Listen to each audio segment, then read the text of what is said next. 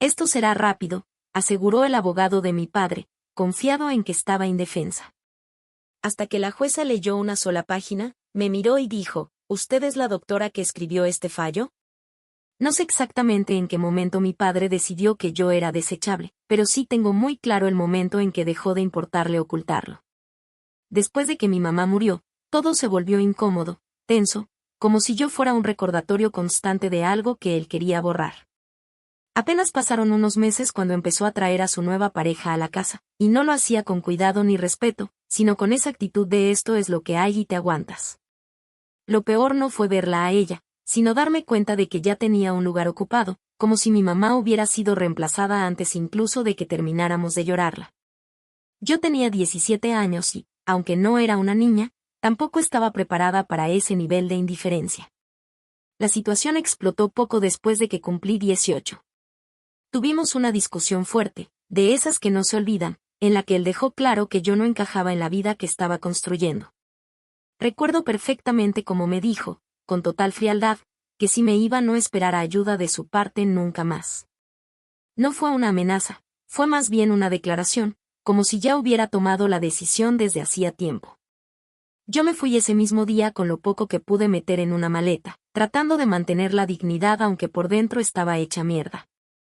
No hubo despedida real, no hubo un intento de detenerme, nada que se pareciera a lo que uno esperaría de un padre. Simplemente cerró la puerta y siguió con su vida. Los primeros años fueron duros de una forma que cuesta explicar sin sonar exagerada. Trabajé en lo que encontré, turnos largos, sueldos malos, jefes que no daban ni un respiro. Aprendí a sobrevivir con lo mínimo, a estirar cada centavo, a dormir poco y a no depender de nadie. Me metí a estudiar con una combinación de becas y préstamos, sin ningún respaldo, sin red de seguridad. Hubo momentos en los que estuve a punto de rendirme, no porque no quisiera seguir, sino porque el cansancio se acumulaba de una forma brutal. Aún así, nunca volví atrás. Nunca lo llamé. Nunca le pedí nada. Con el tiempo, las cosas empezaron a acomodarse. No de golpe, no como en las historias bonitas, sino poco a poco, a base de insistir. Conseguí un trabajo mejor, más estable, y eventualmente pude ahorrar lo suficiente para dar el primer paso grande de mi vida adulta, comprar una casa. No era enorme ni perfecta, pero era mía, y eso era lo único que importaba. Cada pago, cada esfuerzo, cada sacrificio estaba ahí metido. Era la prueba de que todo ese tiempo había valido para algo. Durante todos esos años, mi padre fue básicamente un desconocido. No hubo llamadas, no hubo mensajes, no hubo interés alguno. Yo dejé de pensar en él porque era más fácil así, porque aferrarme a la idea de que algún día cambiaría solo me hacía daño. Construí mi vida sin él, y aunque no fue sencillo, aprendí a estar en paz con eso. Por eso, cuando hace unos meses recibí una notificación legal con su nombre, sentí que algo se rompía de nuevo, pero de una forma diferente. No era tristeza esta vez, era rabia pura. Abrí los papeles pensando que se trataba de algún error, algo administrativo, cualquier cosa menos lo que realmente era. Pero no, era una demanda. Mi propio padre me estaba demandando para reclamar derechos sobre mi casa. Su argumento era tan absurdo que al principio me costó procesarlo, decía que el dinero con el que había construido mi vida tenía un origen indirecto ligado a él. Como si su mera existencia justificara apropiarse de lo que yo había conseguido por mi cuenta. Me quedé mirando esos documentos durante mucho tiempo, tratando de entender en qué momento alguien podía llegar a ese nivel de descaro. No es solo que no me ayudó nunca, es que ahora pretendía quitarme lo que conseguí sin él. Intenté conseguir un abogado, pero los costos eran altos y no tenía margen para gastar sin pensar. Hablé con algunos, recibí orientación básica, pero al final sabía que gran parte de esto iba a recaer en mí. La audiencia ya tiene fecha y, aunque intento mantener la cabeza fría, no voy a fingir que no me afecta. Hay una parte de mí que sigue siendo esa persona que salió de su casa con una maleta, pero también hay otra que sabe perfectamente todo lo que ha construido desde entonces. No sé cómo va a terminar esto, pero sí tengo claro algo, no voy a quedarme callada mientras intenta borrar años de esfuerzo como si no significaran nada. Actualización 1. Pasaron varias semanas desde que escribí la última vez, Y todo terminó acumulándose hasta llegar al día de la audiencia. No fue algo que ocurriera de repente, más bien fue una espera pesada, llena de pensamientos que iban y venían sin parar. Intenté mantener mi rutina normal, seguir trabajando, dormir lo suficiente, comer bien, pero era imposible no tener esto en la cabeza todo el tiempo. Cada vez que veía la casa, cada vez que pagaba algo relacionado con ella, recordaba que alguien estaba intentando quitármela, y no cualquier persona, sino el mismo hombre que nunca hizo nada por ayudarme a conseguirla. El día llegó sin ningún tipo de ceremonia. Me levanté temprano, revisé los documentos una vez más y traté de no pensar demasiado en lo que podía salir mal. No iba a fingir que tenía todo bajo control porque no era así, pero sí sabía que había hecho todo lo que estaba en mis manos. Cuando llegué al juzgado, lo primero que noté fue lo normal que se veía todo, gente entrando y saliendo, conversaciones bajas, nada que indicara que para mí ese lugar representaba algo enorme en ese momento. Esa sensación rara de que tu problema es gigante pero para el resto del mundo es solo otro caso más. Lo vi casi de inmediato. Estaba sentado con su abogado, tranquilo, vestido como siempre, con esa imagen de hombre respetable que tanto le gusta proyectar. No hubo saludo, no hubo gesto, ni siquiera una mirada larga. Fue como si yo fuera una desconocida que simplemente coincidía en el mismo espacio. Su abogado, en cambio, sí me observó con más atención, evaluándome de arriba abajo como si ya tuviera una idea clara de cómo iba a terminar esto. No dijo nada en ese momento, pero su actitud lo decía todo. Cuando entramos a la sala, todo empezó a sentirse más real. No había mucho margen para distracciones, cada movimiento, cada palabra parecía tener más peso. Ellos tomaron la iniciativa desde el principio. El abogado de mi padre empezó a hablar con una seguridad que rozaba lo arrogante, explicando su versión como si fuera la única lógica posible. En un momento, mientras organizaba sus papeles y hacía una pausa breve, me miró directamente y dijo que esto iba a ser rápido. Que no había complejidad real en el caso y que esperaba que se resolviera sin mayores complicaciones. No lo dijo como una opinión, lo dijo como si fuera un hecho ya decidido. Yo no respondí de inmediato. Me limité a escuchar, a dejar que terminara todo lo que tenía preparado, porque sabía que interrumpir no iba a ayudar en nada. Cuando llegó mi turno, me concentré en no perderme en el nerviosismo. Entregué los documentos que había preparado, expliqué lo necesario sin adornos, sin intentar sonar más de lo que soy, simplemente siendo clara. Mientras hablaba, podía sentir que tanto mi padre como su abogado estaban esperando encontrar algún error, algo que pudieran usar para reforzar su postura. La jueza empezó a revisar todo con calma, sin prisa. Fue pasando hoja por hoja, haciendo pequeñas anotaciones, deteniéndose en algunos puntos más que en otros. El ambiente se volvió más tenso a medida que avanzaba, aunque nadie lo decía en voz alta. Yo trataba de no anticipar nada, de no leer demasiado en cada gesto, pero era inevitable estar pendiente de cada reacción. En un momento específico, se detuvo en una página y se quedó más tiempo del que había estado en las anteriores. No dijo nada de inmediato, solo leyó con más atención, como si estuviera verificando algo. Luego levantó la vista, primero hacia los documentos, luego hacia mí, y finalmente hizo una pregunta que cambió completamente el tono de la sala. Preguntó si yo era la doctora que había escrito ese fallo que estaba revisando, refiriéndose directamente a ese documento en particular. La reacción fue inmediata aunque nadie lo expresó en palabras. El abogado de mi padre dejó de moverse con la misma soltura que tenía antes, y mi padre, que hasta ese momento había estado completamente relajado, adoptó una postura mucho más rígida. Yo respondí de forma directa que sí, que ese documento era mío, sin añadir nada más porque no hacía falta. No era un secreto, pero tampoco era algo que ellos esperaran encontrar ahí. A partir de ese momento, la dinámica cambió de forma clara. La jueza empezó a hacer preguntas más específicas, pero no dirigidas a mí, sino al abogado de mi padre. Quería que explicara ciertos puntos que antes había presentado como evidentes, y ahí fue donde empezó a notarse que no todo era tan sólido como parecía al inicio. Las respuestas ya no eran tan fluidas, había pausas, intentos de reformular ideas, pequeños rodeos para evitar responder de forma directa. Yo me mantuve en mi lugar, sin intervenir más de lo necesario. No se trataba de ganar protagonismo, sino de dejar que la situación se desarrollara con lo que ya estaba sobre la mesa. Cada minuto que pasaba, la seguridad con la que habían entrado parecía disminuir, y eso se notaba en detalles pequeños, en miradas rápidas entre ellos, en el cambio de tono al responder. Cuando la audiencia terminó por ese día, no hubo una resolución inmediata, pero sí una sensación clara de que las cosas no estaban yendo como ellos habían planeado. Al salir, el abogado ya no tenía esa actitud confiada del principio. No intentó repetir lo de que esto sería rápido ni hizo comentarios similares. Mi padre tampoco dijo nada, evitó cualquier tipo de contacto y se fue directamente sin mirar atrás. Yo salí unos minutos después, tratando de procesar todo lo que había pasado. No era una victoria todavía, ni mucho menos, pero por primera vez desde que empezó todo esto, sentí que la historia no estaba escrita a su favor.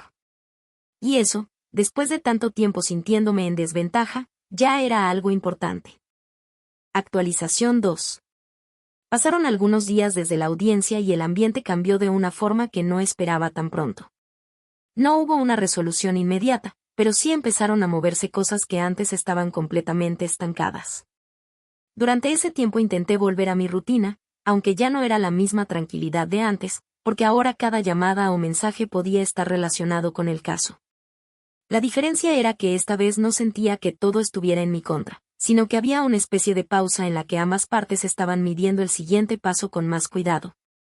Lo primero que supe fue a través de mi propio abogado, que me llamó para comentarme que habían solicitado revisar con más detalle algunos de los documentos que presenté. Especialmente ese que había generado tanto cambio durante la audiencia. Me explicó que esto no era algo negativo, al contrario, significaba que se estaba tomando en serio lo que yo había aportado, y que eso obligaba a la otra parte a replantear su estrategia. Mientras me hablaba, me dejó claro que el caso ya no era tan simple como ellos habían querido hacerlo ver al inicio, y que ahora cualquier movimiento en falso podía afectarles directamente. Ese mismo día, más tarde, recibí un mensaje indirecto de parte de mi padre. No fue él quien me escribió directamente, sino alguien cercano que me dijo que él estaba considerando llegar a un acuerdo antes de que el proceso siguiera avanzando. La forma en la que lo plantearon no fue una disculpa ni un reconocimiento de nada, más bien parecía una manera de intentar recuperar el control de la situación antes de que se complicara más. Según lo que me transmitieron, él decía que prefería resolver esto como familia y evitar que siguiera escalando en el ámbito legal.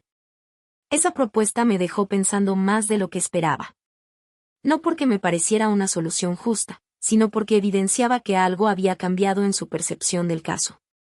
Durante todo el proceso anterior, su postura había sido completamente firme, casi como si no hubiera ninguna posibilidad de que yo pudiera contradecirlo con algo sólido. Ahora, en cambio, estaba considerando retroceder, aunque sin admitirlo directamente. Hablé con mi abogado sobre esto y me dijo que era algo bastante común cuando una de las partes empieza a notar que el resultado no está garantizado a su favor. Pero también advirtió que no aceptara nada sin analizarlo completamente, porque muchas veces esos acuerdos buscan cerrar el caso rápido sin que necesariamente sean justos. Mientras tanto, la comunicación entre nosotros seguía siendo prácticamente inexistente de forma directa. Sin embargo, en un momento específico coincidimos en un espacio donde no pudimos evitar cruzar palabras. No fue una conversación larga ni intensa, pero sí lo suficiente como para dejar claro que la dinámica ya no era la misma. Él me dijo que todo esto se había salido de control y que no entendía por qué había llegado tan lejos, como si la situación hubiera ocurrido sola sin decisiones de su parte. Yo le respondí que esto no empezó de un día para otro y que si estábamos ahí era porque durante mucho tiempo no hubo intención de resolver nada de otra forma. Lo que más me llamó la atención de ese intercambio fue el tono. Ya no era esa seguridad absoluta que mostró antes, ni tampoco una actitud agresiva. Era algo más contenido, como si estuviera midiendo cada palabra para no empeorar la situación. En un momento, incluso insinuó que tal vez no había considerado toda la información cuando tomó la decisión inicial de iniciar el proceso, lo cual, aunque no era una admisión directa de error, sí era lo más cercano que había estado a reconocer que podía haberse equivocado. Después de eso, volvimos al silencio habitual, pero ya no se sentía igual. Había una especie de tensión diferente, no tan confrontativa, sino más calculada.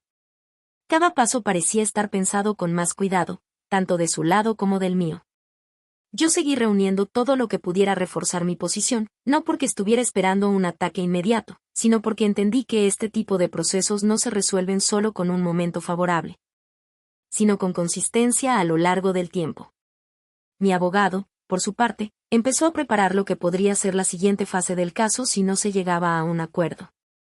Me explicó con detalle qué escenarios eran posibles y cómo podría desarrollarse todo dependiendo de las decisiones que tomáramos en ese punto.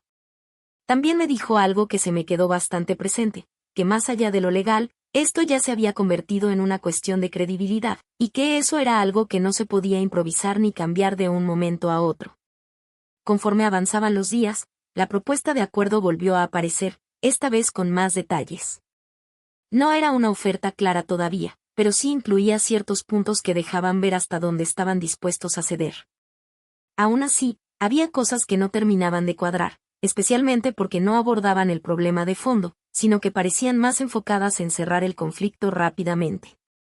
Yo seguía sin tomar una decisión definitiva, no por indecisión, sino porque entendía que este era un momento clave. Aceptar algo ahora podía significar resolver todo en poco tiempo, pero también podía implicar renunciar a cosas importantes que me correspondían. Por otro lado, seguir adelante con el proceso significaba enfrentar más desgaste, más tiempo y más incertidumbre, aunque con la posibilidad de un resultado más justo. Esa era la situación en la que me encontraba, en un punto donde por primera vez tenía opciones reales, pero donde cada una tenía consecuencias que no podía ignorar. Ya no era solo defenderme, ahora se trataba de decidir cómo quería que terminara todo esto y que estaba dispuesta a aceptar para cerrar una etapa que claramente no iba a volver a ser como antes. Actualización final. Pasaron varias semanas más desde la última vez que consideré seriamente la propuesta de acuerdo, y durante ese tiempo todo siguió avanzando, aunque de una manera más estratégica que emocional. Ya no se trataba de reacciones impulsivas ni de momentos tensos aislados, sino de decisiones pensadas, revisadas y discutidas con calma. Mi abogado y yo analizamos cada punto que habían puesto sobre la mesa, desglosando lo que realmente significaba aceptar esas condiciones y qué implicaciones tendría a largo plazo. No era solo una cuestión de cerrar el conflicto, sino de entender si ese cierre iba a ser justo o simplemente conveniente para la otra parte. Conforme avanzaban las conversaciones, la postura de mi padre se fue ajustando poco a poco. Ya no era esa intención inicial de resolver todo rápidamente con condiciones que claramente lo favorecían, sino que empezó a incluir concesiones más concretas. Aún así, había cierta resistencia en puntos clave, como si todavía estuviera intentando mantener algo de control sobre el resultado final. En una de las reuniones indirectas, a través de los abogados, se planteó una versión más estructurada del acuerdo, donde por primera vez se reconocían elementos que antes había negado completamente. No era una admisión explícita de error, pero sí un cambio evidente en la narrativa que había sostenido desde el inicio. Recuerdo que cuando revisé ese documento por primera vez, no sentí alivio inmediato, sino una especie de cautela. Había aprendido a no dar por hecho que algo estaba resuelto solo porque parecía más razonable que antes. Cada línea fue revisada con cuidado, no solo por lo que decía, sino por lo que omitía. Había detalles que podían parecer menores, pero que en la práctica podían generar problemas más adelante si no quedaban bien definidos. Mi abogado insistió en que este era el momento de ser completamente precisa, de no dejar nada abierto a interpretaciones, porque cualquier ambigüedad podía volverse en mi contra con el tiempo. Después de varios intercambios y ajustes, llegó un punto en el que la propuesta dejó de ser una simple intención y se convirtió en un acuerdo realista. No era perfecto, pero sí lo suficientemente equilibrado como para considerarlo seriamente. Incluía el reconocimiento de mi posición sobre la casa, establecía claramente mis derechos sobre ella y dejaba sin efecto cualquier intento de despojarme mediante el proceso que él había iniciado. Además, se establecían límites claros sobre futuras reclamaciones relacionadas con el mismo tema, lo cual era fundamental para evitar que todo esto se repitiera más adelante. Antes de tomar la decisión final, tuve una última conversación directa con mi padre. No fue algo planeado en detalle, simplemente coincidimos en un momento en el que ambos sabíamos que estábamos cerca de cerrar todo. Él me dijo que no había imaginado que esto llegaría tan lejos y que, en su momento, creyó que estaba tomando la decisión correcta con la información que tenía. Yo le respondí que el problema nunca fue solo la decisión en sí, sino la forma en la que ignoró todo lo que yo había hecho y construido por mi cuenta. No hubo una disculpa directa, pero sí un reconocimiento implícito de que la situación se había manejado mal desde el inicio. Esa conversación no cambió los términos del acuerdo, pero sí cerró algo a nivel personal que había quedado abierto durante todo el proceso. No se trataba de reconciliación ni de retomar una relación como si nada hubiera pasado, sino de poner un punto final claro, sin dejar asuntos pendientes que pudieran reactivarse en el futuro. Finalmente, firmé el acuerdo.